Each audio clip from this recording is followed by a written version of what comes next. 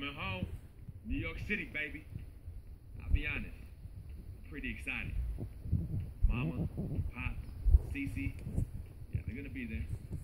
Playing in front of them in an NBA uniform for the first time is gonna be a special moment for me. Now, I know all of Harlem's gonna be watching. No pressure, right? It's all good though. I've been waiting for this my entire life.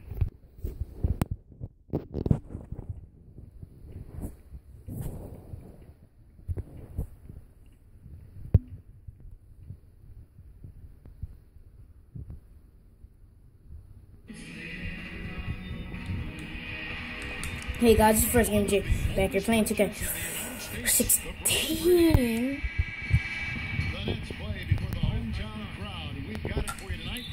Yeah, you know, we're doing probably awful, but after this video, there should be another video that's coming up in like 2 hours. 2 hours? It should be 2 hours, an hour. I don't know. It probably is going to be 30 minutes. I don't know. I record whatever because I'm just beastie.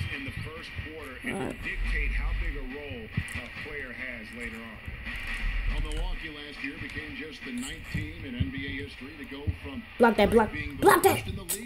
Bro, you're a booty. You're straight cheeks, bro. You're straight cheeks.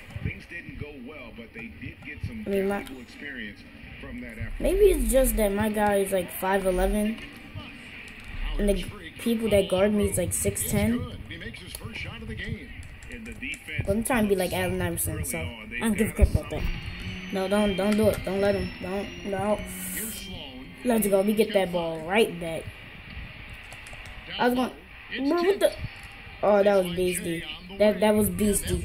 Give me those assists though. That should have been an assist. Get that jump right to him. I'm 5'11", but I still get those rebounds though. I still get those rebounds though. I still get those jumps though. Trying to do it.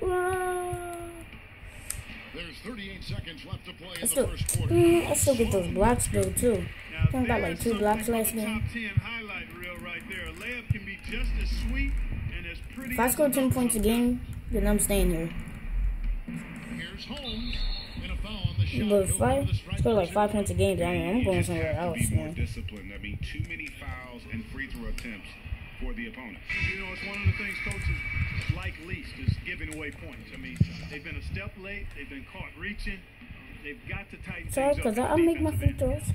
I may not make all of them, but I make them. Jefferson's checked in. I make them. Let's go. Got that much room.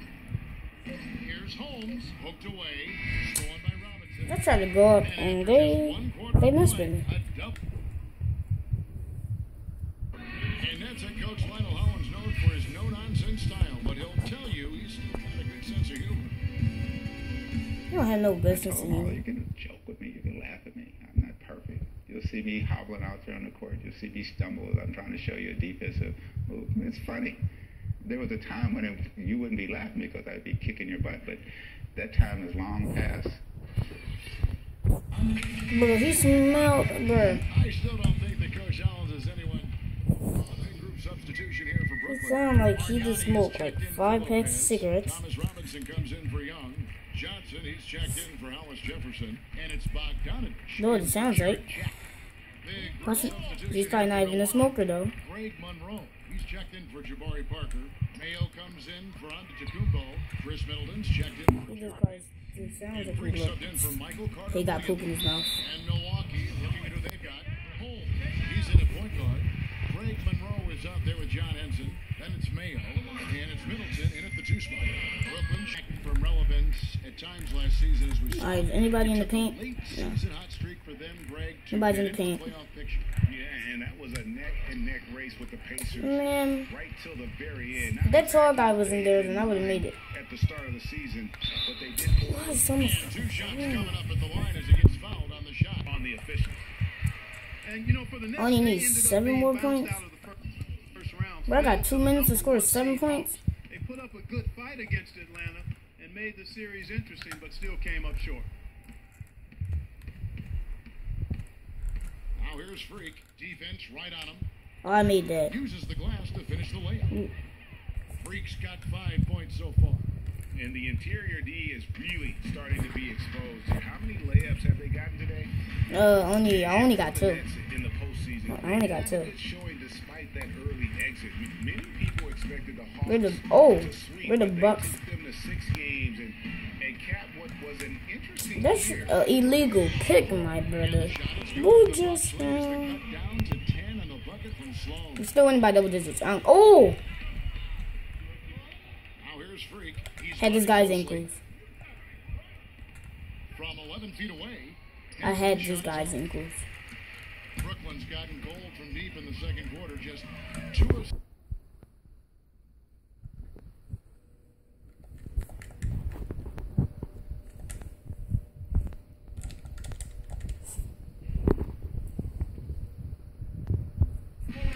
All right, let's go. We're back. third quarter about ready to get underway. Look at what Sloan has done. Group substitution here for Brooklyn. Argnani is checked in for I Lopez. think it's from Instagram. That's what it's down for. I might put it down in the description. But we got this. Alright, let's go. We got this. We play video games. Big group substitution here for Milwaukee. Boom. Corey Parker's checked in for Henson.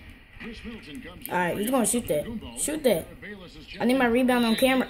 Man, dude, you foul him. for Carter Williams.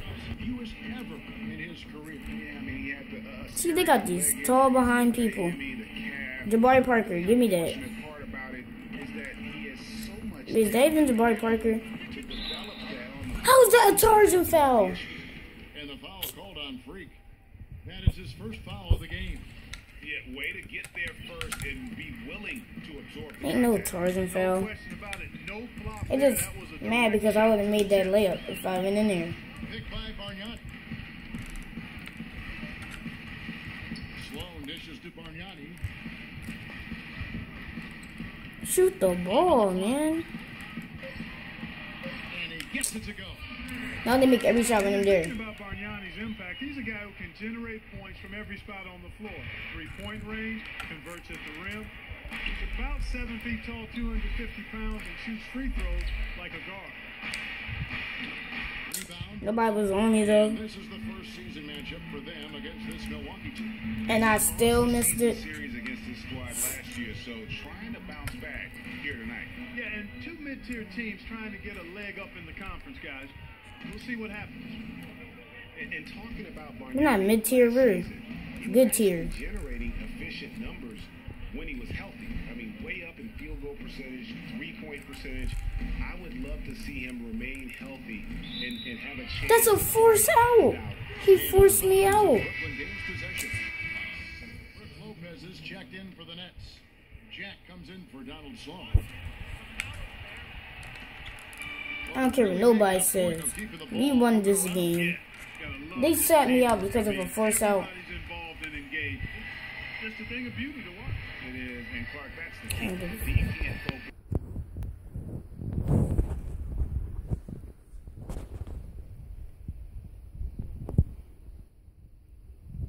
What a life, eh, freak? 1 minute you're playing 21 at Forest on the courts in Harlem, and the next moment you're in the showroom, configuring the gunmetal and graphite exterior of your luxury car and your iPad mini.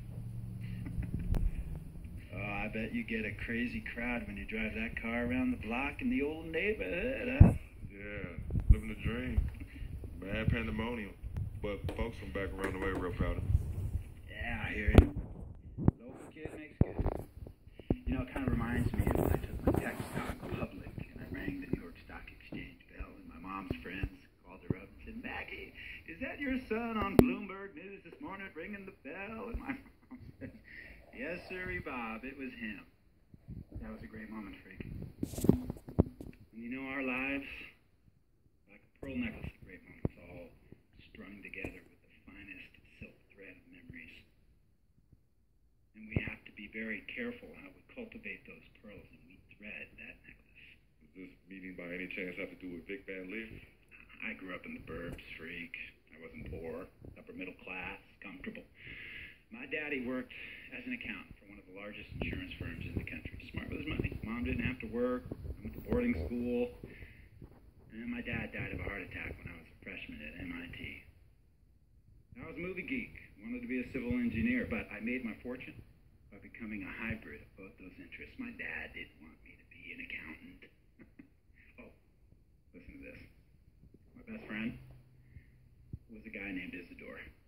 Yeah, we called him Izzy. He was one of the smartest human beings I have ever met in my life. I mean, Izzy was taking second-year college calculus courses as a high school sophomore, right? Straight A student, full ride to MIT.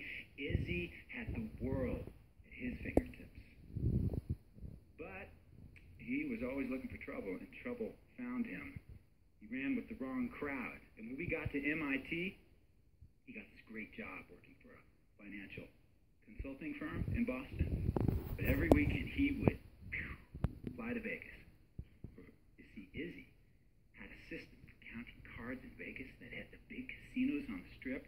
Oh, I mean, he would come back to MIT with suitcases filled with $200,000 in cold cash. What? Yeah. So your man Izzy was getting hit off like that? Like a fat rat in a cheddar cheese factory, freak. Okay, so what happened to this dude Izzy? Because he's dope. No, not dope. Dead. After he'd been missing for 3 weeks, the Nevada State Police never found hide nor hair of Isidore. And our friendship took a hit when he asked me to hang out with him in Vegas, and I said I wouldn't do it. Because I knew he was on a dark and twisted path in his life, and yes, he was my dude. But no way was I going to throw my life away trying to show my loyalty to a guy who really and truly didn't understand what loyalty was all about. So this meeting is about Vic. Correctamente. Okay, well, sir, Vic isn't Izzy. And why's that, freak? Well, for one thing, you and your dead friend Izzy didn't grow up poor. Me and Vic grew up in a neighborhood where we had to look over our shoulder every 2 seconds to make sure nobody was going to walk up on us and rob us. True. Izzy and I did not grow up in the hood. But we, like you, thankfully, was always looking for a 5-alarm fire when he already had the warmth and comfort of a loving family. This is not about class warfare, freak. This is about the consequences of making bad choices and risking it all when you feel like you have nothing to lose. Vic is like a brother to me, sir. But you shouldn't be Brother Vic's keeper, freak. Would a brother go looking for trouble and put your career and your livelihood at risk by getting into fights at nightclubs and seedy after-hour joints and then scream to the media, "Yeah, it's all good, I'm an FOF, friendo freak. It's all misunderstanding. Y'all be haters, don't hate my game." I don't think a brother would do that to someone they really cared about, but a guy who looked at you like a meal ticket would. No. So you don't understand Vic. Really? I don't understand. No.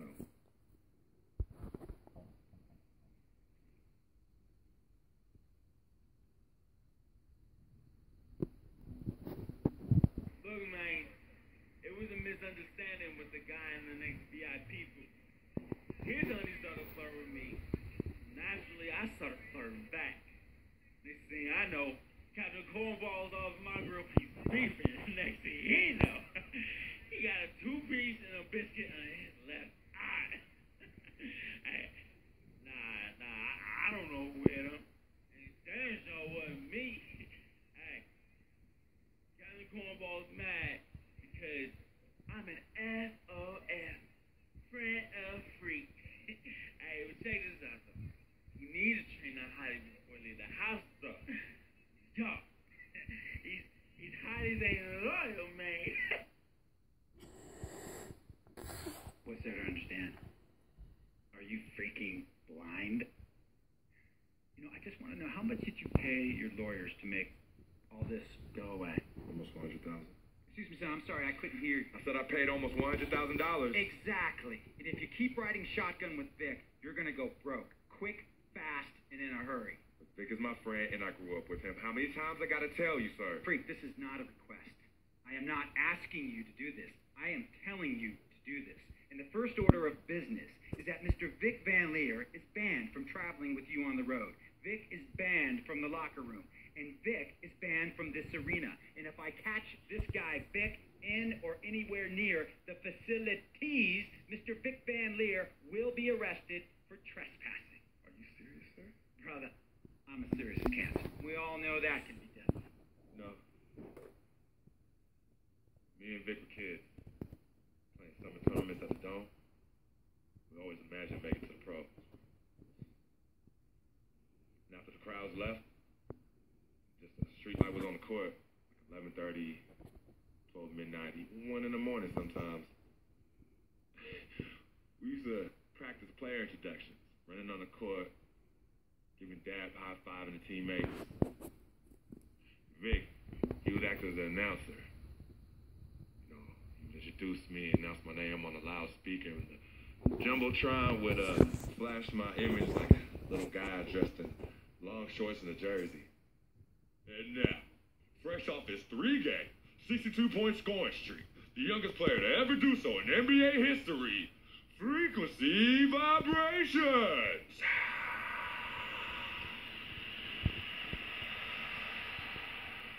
So me and Vic would sit in those empty bleachers at the Dome and drink like nobody's business. And now I'm living a dream. For real. And in so many ways, Vic was part of that. Please, listen to me. I mean, I know this guy's your dude from way back. Look, me and Vic go way back like the front seats of the 67 Cadillac. We go way back. Did you say front seats? Front seats of a 67 Cadillac. We go way back like the front seats of a 67 Cadillac. Well, do you have any crickets? I'm going to be the hit once again at Herbie Allen's Sun Valley Shindig because my fellow billionaires love it when I walk and talk that talk. So that almost sounds... No, let me tell you exactly what it sounds like.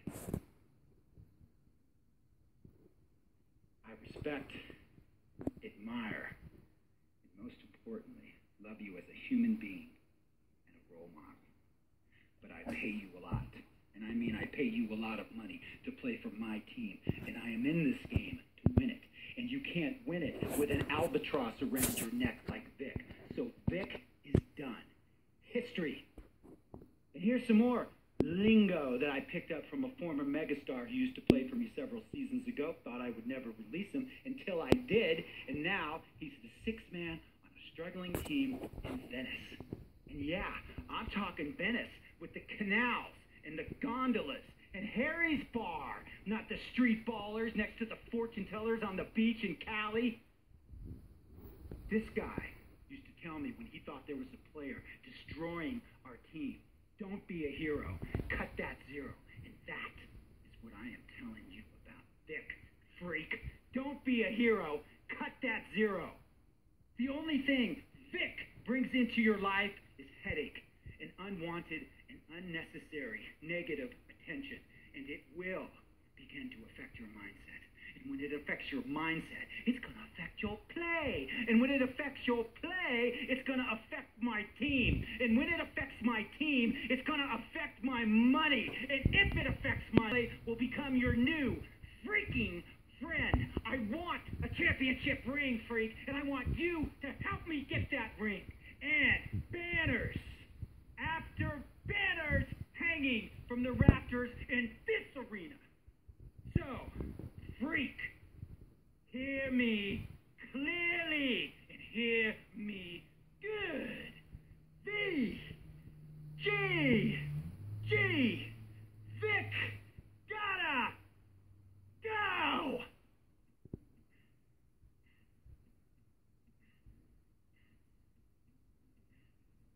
Handle business.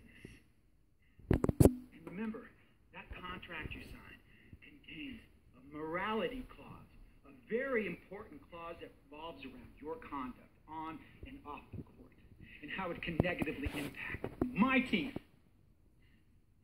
Now, I don't want you to have to learn. I Italian or Croatian as a second language. And hey, playing pro ball overseas, there's nothing wrong with that. But the arenas are nothing like this. Nor will the money on top of all of that. This is the U.S. of A, the greatest freaking country in the world. Ask yourself, is Vic worth all that? Think about it. Think long, think wrong. It's not, and I understand some of his judgments might shadow his actual character. Not that, man, Vic, let me tell you something. We actually, we have love for each other. We're brothers. Blood couldn't make us any closer. I mean, he has so much loyalty to me and to my family. You can see even Cece, has issues with him, but he still loves her. He still loves her.